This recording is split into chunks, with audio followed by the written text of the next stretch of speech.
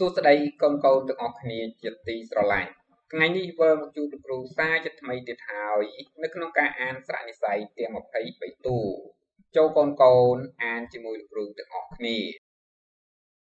ស្រៈអាស្រៈអិស្រៈអៃស្រៈអឹស្រៈអឺ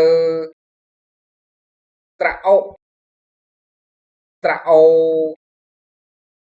ស្រៈអ៊ូស្រៈអាស្រៈអ៊ឺស្រៈអ៊ីស្រៈអេស្រៈអែស្រៈអៃស្រៈអោស្រៈអៅស្រៈអ៊ុំស្រៈអំស្រៈអាំស្រៈអាស់ស្រៈអុកស្រៈអេសស្រៈអស់